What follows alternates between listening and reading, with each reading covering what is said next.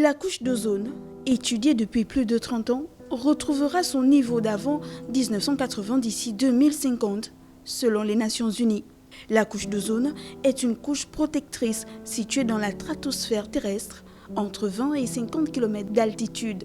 Elle surplombe la troposphère, cette couche de l'atmosphère terrestre comprise entre la surface du globe et la stratosphère.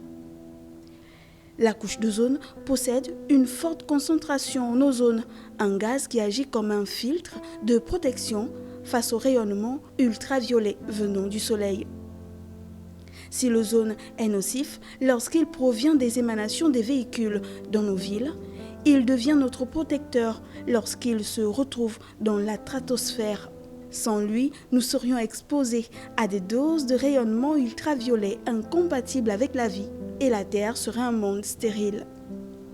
Une petite diminution au-dessus des zones peuplées et les coups de soleil pourraient se transformer en graves brûlures et les risques de cancer augmenteraient.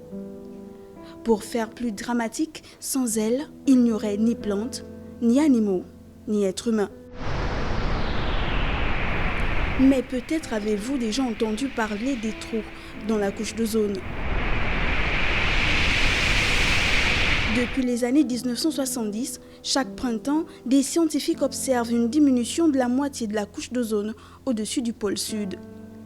À l'automne, la situation revient à la normale. Le nom donné alors à cette mystérieuse disparition est trou. Un trou, oui, mais d'où vient-il ? Avant, pour faire fonctionner les réfrigérateurs ou les bombes d'insecticides, on utilisait, sans le savoir, des produits chimiques très dangereux pour l'atmosphère.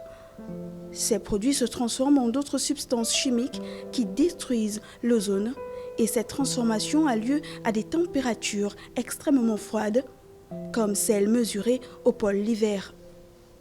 Devant la gravité de ce phénomène, de nombreux pays ont décidé d'agir. En septembre 1987, le protocole de Montréal a instauré une mesure majeure, l'interdiction des gaz nocifs de production industrielle.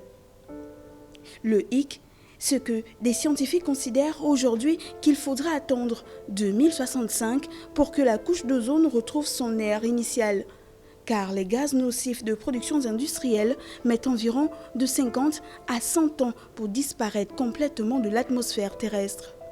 En attendant, le trou de la couche d'ozone, dont personne ne parle presque plus, est toujours bien présent au-dessus de l'Antarctique et les changements restent pour le moment très minimes.